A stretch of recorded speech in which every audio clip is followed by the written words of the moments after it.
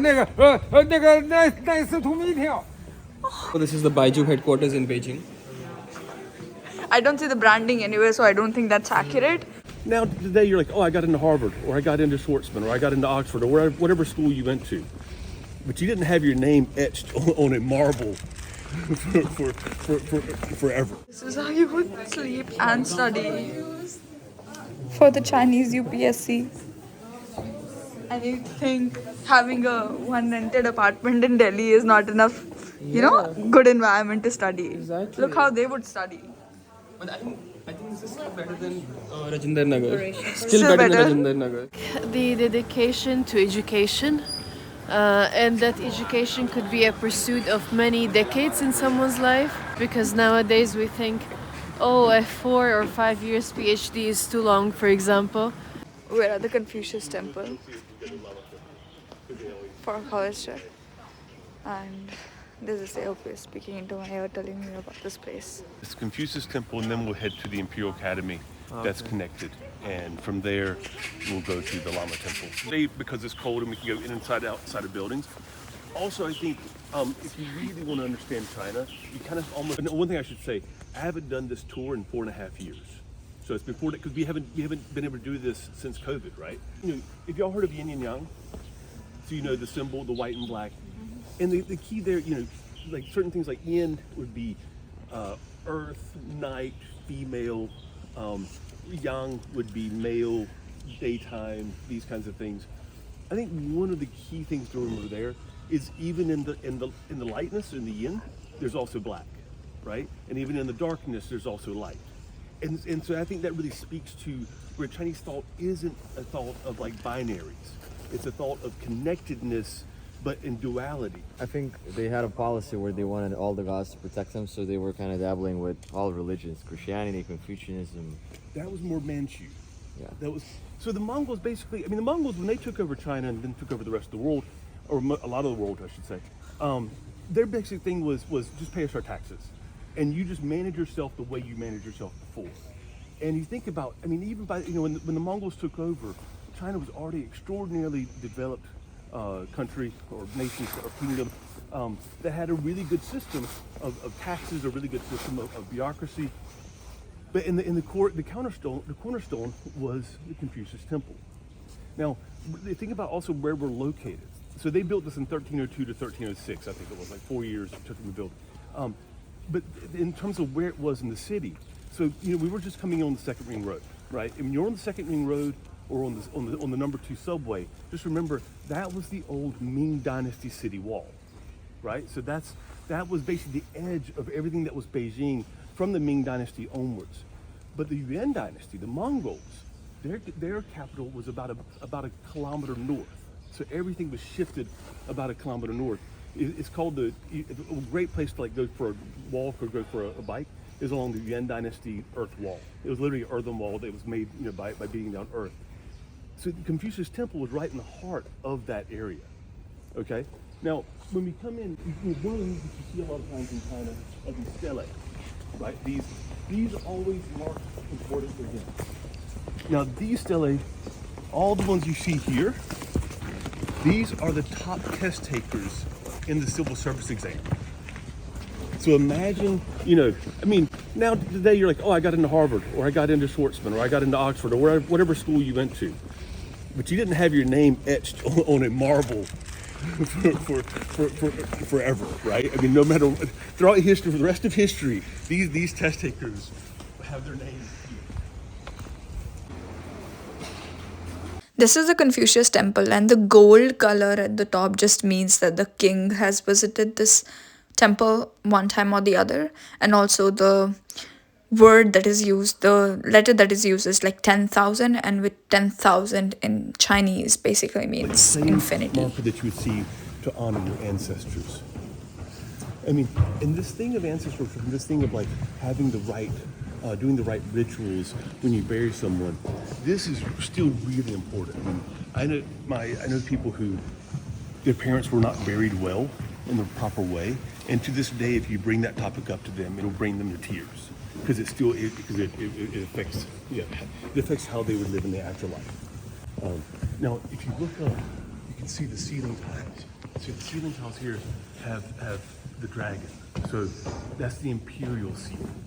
So if you walk into a building anywhere, if it doesn't have the imperial seal, then the emperor would probably never step foot.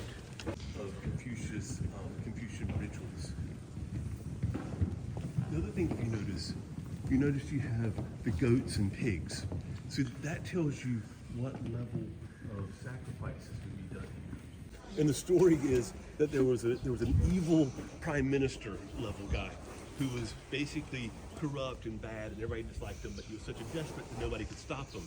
And he came here, he did a sacrifice, and as he's walking out with his big hat, the tree bends down and knocks his hat off to show that the spirit world recognized that he was evil.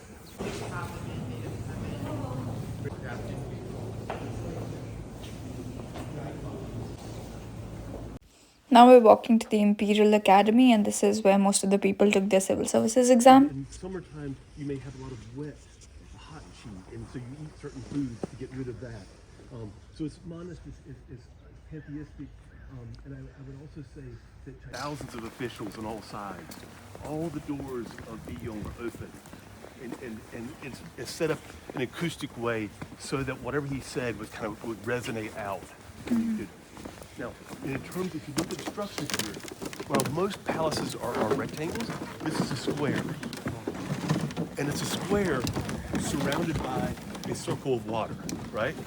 So this represents heaven and earth. Heaven is a circle, earth is a square. Earth is a square?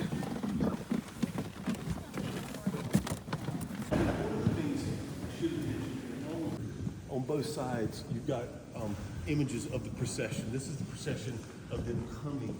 There was always a certain way they would come out of Donghamana, the east gate of the Forbidden City, and then go in procession.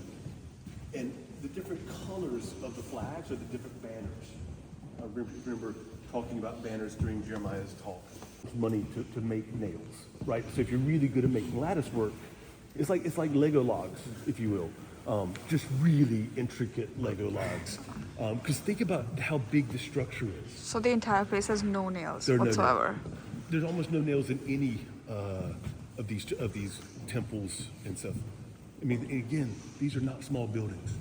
Now, the wood for this, some of this would have come from Chengdu, Chongqing, Yunnan area. A lot of this wood is called nanmu wood. Nanmu is it's a specific tree, grows very big. What's also interesting is it has a natural insecticide in it. So if you're here in the summertime, for whatever, there's no mosquitoes or flies in here because it just kind of emanates out. And so a lot of the major temples, this is the wood they use. Your friend did while they slept upstairs. That's where you would get punished. Punishment room. They said you can pray here for like exams and stuff. Are you gonna pray for UPSC? I don't know. Level exams, then you would maybe become a county official.